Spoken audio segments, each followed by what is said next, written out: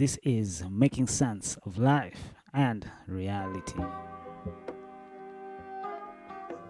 Welcome back to Making Sense of Life and Reality.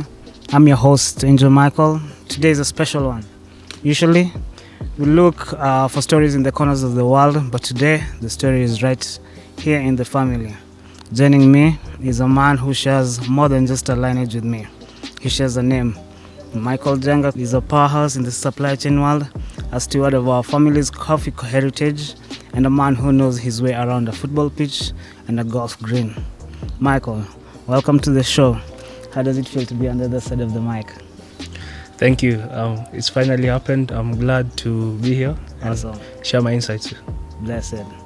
Man, from one Michael Njenga to another, I'm so excited because I think one of the things I've come to make sense of life and reality is just how the next person is like you, as in you're just like the next person. As much as you're different, we are still very much the same.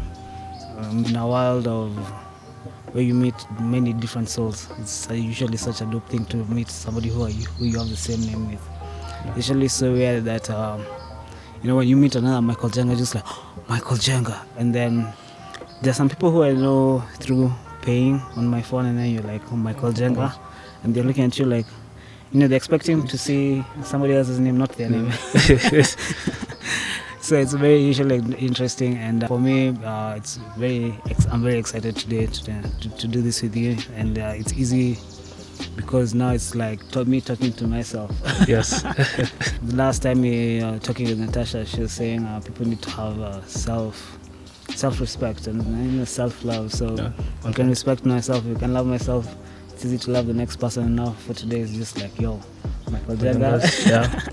So bless you. Thank you for coming to the podcast today to help us make sense of life and reality. Most people see a cup of coffee and think about the caffeine hit. You see the entire journey. You're managing the family farm, but you're also deep in the logistics and warehouse side of the industry. How does being on the logistics side change the way you manage the farming side? And does knowing how coffee is stored and shipped change how you know it? Yes. I'm privileged to have seen both worlds. Awesome. So from the family side, I see how coffee is grown, the operations involved. When you look at what fertilizers, or in terms of the importance of irrigation, and just how the coffee is transformed from initial form, which is cherry.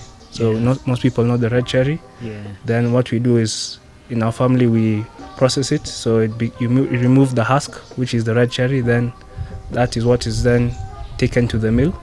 So seeing that from that end, which we would consider the start of the supply chain. Then also through my training program at African Global Logistics, I've been able to go to the coffee warehouses, understand how it's processed. So in terms of maybe how could different coffee be added value, and also how it's stored. Like coffee, as a farm manager was explained to me, coffee is like a child. It needs to be treated with care. So anything such as like environmental changes, so if you find it's too humid, the coffee would lose weight, so which would mean you lose money. So yeah, or if there's too much water, it would reduce the quality, so you are not able to have the coffee. The body isn't fully able to develop, so you don't have that proper taste profile. So in terms of like warehousing and logistics, just being able to see, especially how these big multinationals, they ship the coffee, and it's just interesting to see what goes on behind the scenes. And there's a lot more to appreciate, and still a lot more to learn. Making sense of life and reality is usually such a personal thing that you cannot be, this person learns it like this person learns it like this, because this is what they're referring to in their life, what their studies, the knowledge that they have, the awareness they have, to what detail. So I bet from your side of managing the farm and being at AGL, what are those special things that you've gotten to see and you're like, yo, if I was not at this position, I don't think we would have been able to be aware about this or that?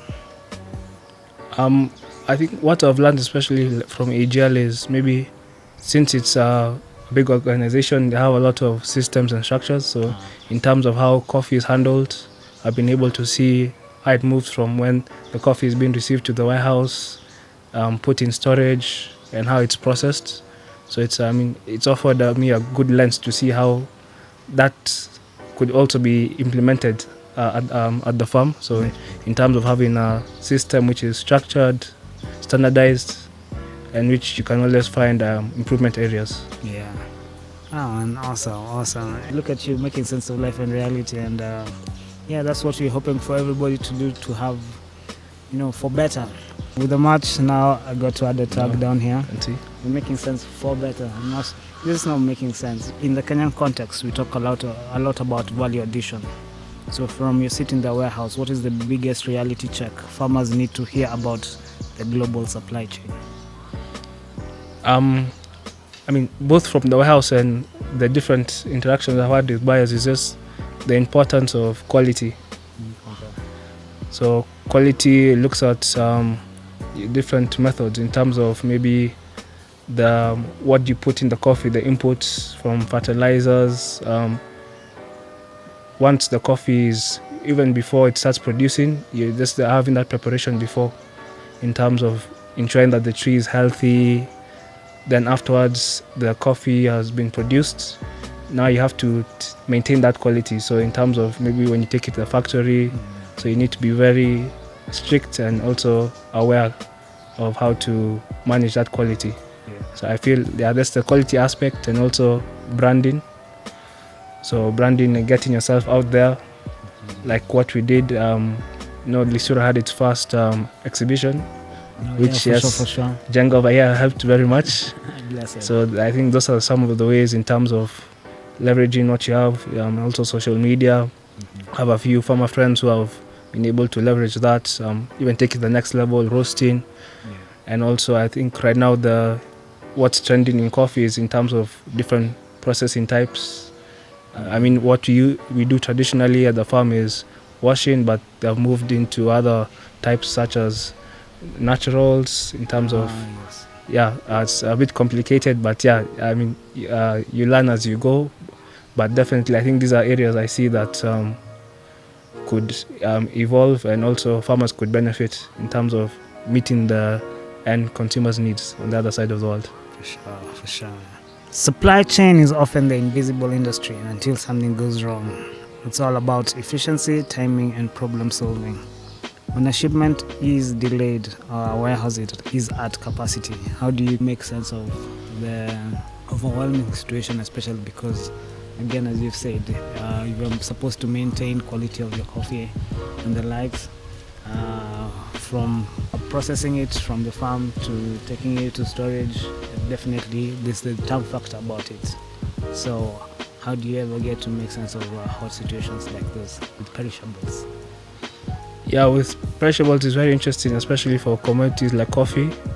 You need to ensure that you need to be very proactive. So that's one thing I've learned at AGL. So in terms of in supply chain, you will have disruptions. The major ones we have seen is the one happening in you can see the US-Iran war, and how caused a lot of increases in fuel and all that. You need to be very proactive. I think it's important to also work with partners. I've learned a lot from partners. The do's and don'ts. So it's away from textbook, at least it really helps to get people's insights. I usually like the part where you usually have do's and don'ts. That really does help make sense of anything. Even if you're a newbie, you get to this new place and you're like, these are the do's, these are the don'ts. Yeah. Okay. Even if you're about to do something and it will register in your mind, was this a do or don't? If it's a do, you're okay. If it's a don't, you look around to ask, okay, I'm thinking about this, and but you said it's a don't, but again I feel like it's a do, and now it's a whole other conversation. But again, it really eases out things when you have a do and don'ts thing, and again that's what is making sense of life and reality. And I bet that has helped you a lot, right? Yeah, it does. It's good practical advice. Things in terms of you're not only dealing with coffee, you're dealing with people, information. So you just understand how things are done. It really helps, and maybe maybe where my background can come in is how I can use what I've learned in school and implement it. So embed both from both worlds. So in terms of what's happening on the ground and what I've learned, and try to fill in that gap. Also, actually, even today, I think the sermon for today was, the working of different generations of grandparent generation, parents generation, children generation, and all these generations working together, because the older ones have the experience that you can never outdo. The younger ones have the energy, the education, because again, education is evolving. What do you think we should make sense of and make better systems, since you're in that space, in the middle of that right now? And what are those missing things that you feel like, I feel people should add this to their lives or reduce this and it would be much better? Yeah, it's interesting you mentioned about working with different generations. Since I also work with my dad, and sometimes we have different opinions. Definitely. So it's just as I try to remind him, I think at the end of the day we all want the same thing. Nice. So I mean, it's just trying to maybe understand each other, and also find ways in which you can complement each other. I mean, where I come in is in terms of, maybe as you mentioned, the new generation, in terms of the research, the new ideas, fresh ideas. Sure. And at the same time, it's also important you respect their experience. Yeah. So I think merging between those two, it really helps to move things forward. Yeah, for sure. Hey, yeah, you really have to make sense of the two, and then you, as you said, you merge the two, and then you're like, oh, it's even more amazing than what it was before. Because I usually appreciate that a lot. When you think you have a dope idea, and then you show it to the next person, and you're like, you had 100, the other 20, and then it explodes to 200. It's even so much better. Good feedback, it will always elevate. Since we all want the best, since we all want the same thing, which is the best, yes, maybe find ways of how to work towards that. Awesome. Yeah, which is again is a process, I guess. Oh, as a company, you can't, as with the farm, you can't just, it's not instant. You just continuous. You're always learning, maybe what worked, what didn't work, and that's I think also having a mindset that's open and also positive of the future. For sure. Is even though things do not look like they're heading that way, so I think that really helps to put things in alignment. For sure. Hey, blessed. And wanting better and finding ways to do better for better. Let's talk sports. You're a footballer, which is all about speed, team synergy, and instant reactions. But you also play golf, which is silent, individual, and incredibly mental. Which version of Michael shows up on the football pitch, and which one shows on the golf course? The football pitch, since I don't play that regularly, but I'm a National supporter, so I guess the emotional side always shows up. So I guess, with Arsenal, you never know, but I think awesome. It's you just hope. So I mean, I enjoy watching football. I think it's a good sport to, sit down with your friends, and you can have a drink, go out and talk as well. You can have a good banter.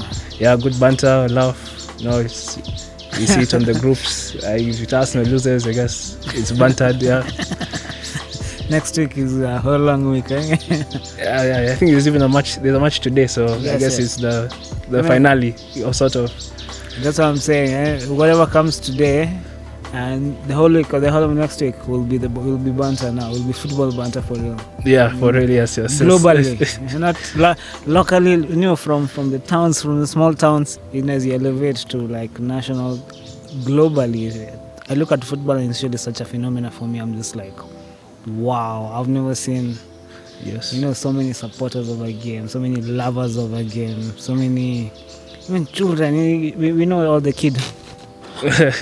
I'm like, come on, that kid is so small, but it's such a phenomenon for me, and I came to make sense of it. I'm like, the social aspect of football will always go through the roof.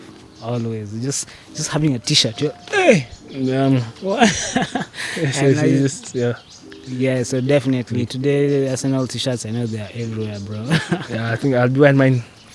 Sorry? I'll be wearing mine as well. So hopefully, I guess it goes well. Awesome. So, But hey, yes, man, yes. all the best. All the best to all the Arsenal fans. Fans, yes. And as you said, especially it's an emotional one. So, the best for you. For all the best.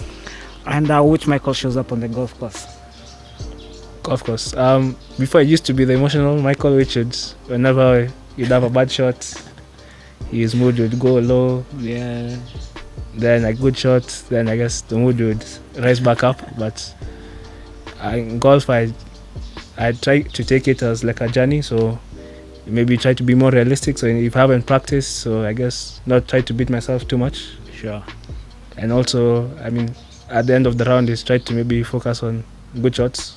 Yeah. I mean, yeah, there's a joke with golfers. Says you could have like 90% of the shots could be all bad, but if you find the 10% that's good, you just come back the next day. Yes. I mean, there are times which I've told myself I wouldn't play golf again, but Crazy. we're back. Yeah, it's It is a good challenge. yeah, it's a good challenge. Yeah, definitely. Because again, as in I can imagine, just mentally, the whole walk, first and foremost, I usually hear that's a good exercise because of the long walk. Yes. So definitely physically, I think you've removed more toxins, your head is more clearer. But again, now you come back now to focus on reading the winds, aiming your shot. So, what are the best things that you've that a person who's never played golf? What would you tell them golf is like? I would tell them it's like something that I think you get better over time. Okay. I think most people assume it's simple, just turning, but sometimes golf is very tricky. It's like you could just do a slight thing wrong, and that's what messing up your shots. And then again you could get lost and you follow different content, so you start experimenting, and I guess you lose your way. So I think for new golfers, fundamentals are the best. So Awesome. getting your basics right, and also as I said, it's continuous. So you don't expect to be playing at the higher standard. Mm-hmm. But yeah, just as you practice, I mean, you get better, and just try to have fun. Yeah, I think most people, even myself, I forget. Just try to enjoy. Yeah, it's not that serious. Hey, no, that's good. That's making sense of life and reality, and those are those tips and tricks of about life. So this one I'm here. Today we're getting it from a golf pitch, from somebody who's played golf. 90% can be bad shots, but if you get 10 good shots, man, come back the next day, because that's something, Yeah, it's leave the 90, you got 10. yeah, yes. And so, does the discipline of golf help you in the boardroom, or is it the grit of football that gets the job done? I think a bit of both. Okay. So I think discipline is always important, I guess. For sure. I mean, looking at yourself in terms of maybe your routines. Yeah. I think you mentioned to me about gym, and I told you I'm trying to become more disciplined. So I mean, that's an area, or in terms of your diet. I know most people, for sure. yeah, exercise in terms of maybe spiritually, in terms of praying, I guess. Mm-hmm. Yeah, I think it's what you do in your personal life, I guess, also reflects in the office. So I guess I think golf is it's very a disciplined sport. A lot of rules, I guess, like in the workplace. For sure. I guess sometimes we don't like guys who point out the rules to us or all that. Yeah, so it's good to at least, I think it's definitely build a discipline in terms of yes, following rules. As I said, I know golf also have a dress code, so you can't just do what you want or dress anyhow. And also the rules, I guess, once in a while you're also updated. I guess they change, so I guess you need to find somebody reminding you, no, you're not supposed to do that. So yeah, so I guess it's also a learning lesson.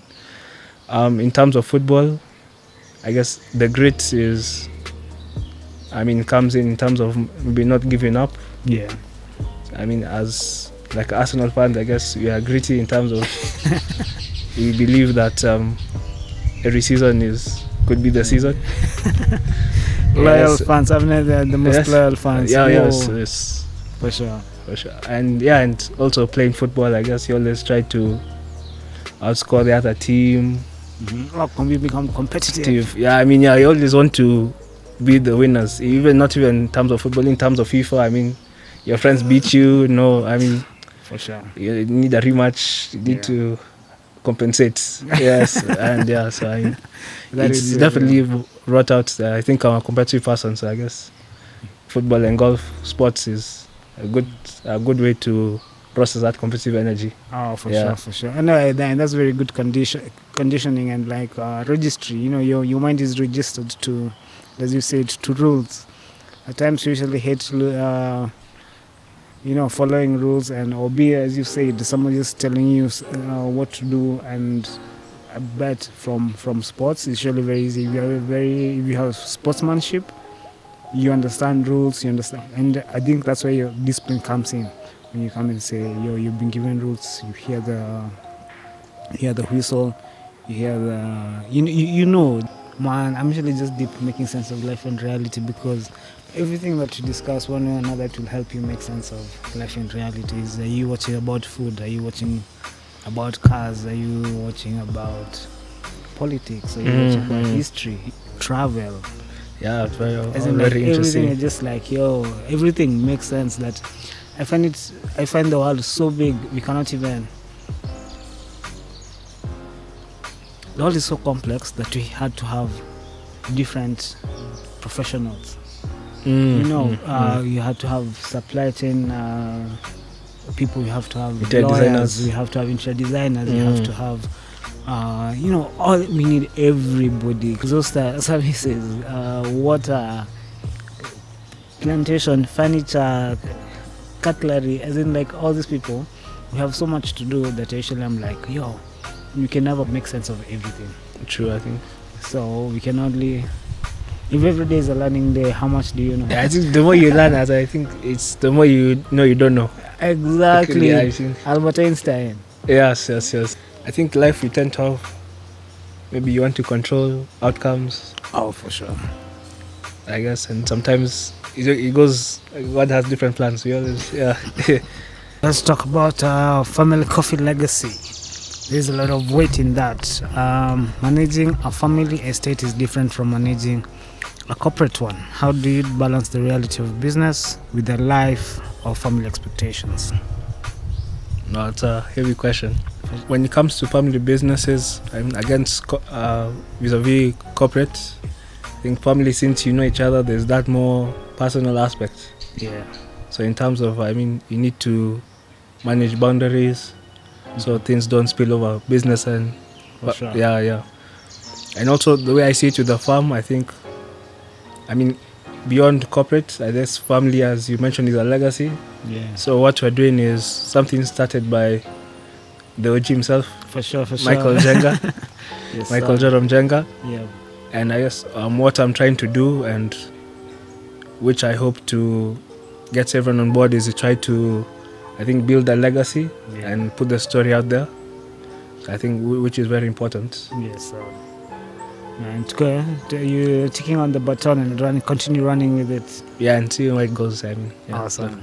Go forth. Our podcast is about making sense of reality, looking at the coffee industry and the logistics world today. What is one truth you realize that you wish more young Kenyans understood?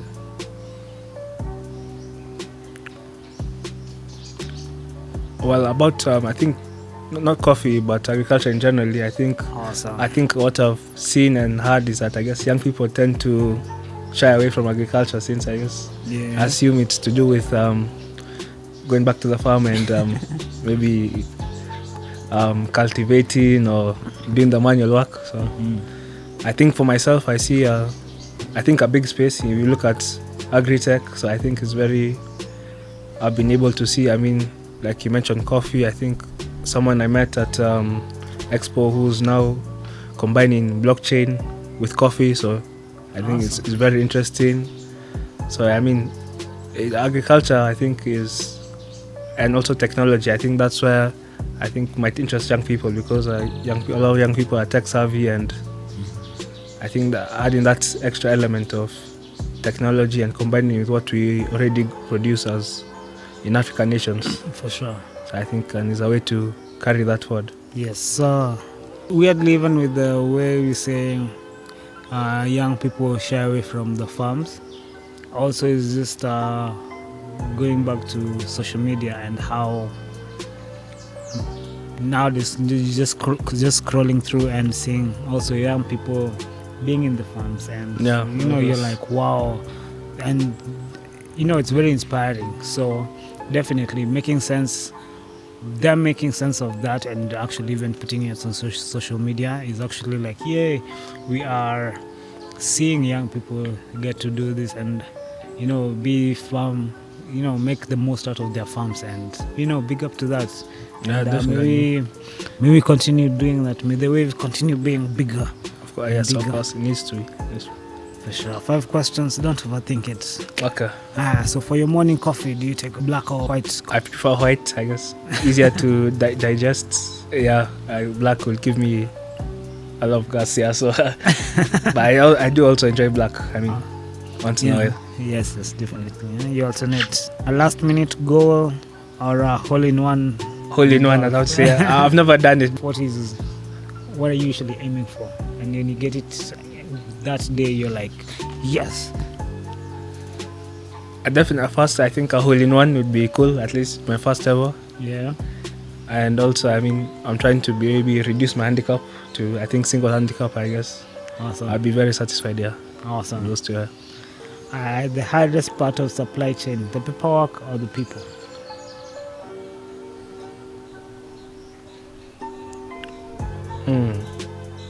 I would say the people.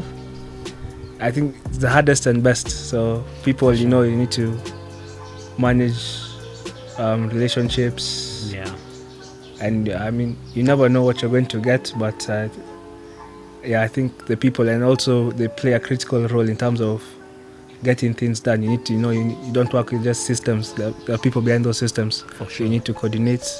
I guess, the paperwork will always be there, but I think the people help push the paperwork. For sure. Awesome. Yes. Awesome. Very well.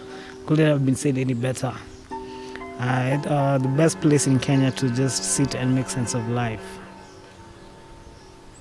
I tend to prefer more open fields, greenery. So places like Karura or at the farm, I guess. Awesome. Anywhere with a good scenic view. Awesome. Right, so yeah. Awesome.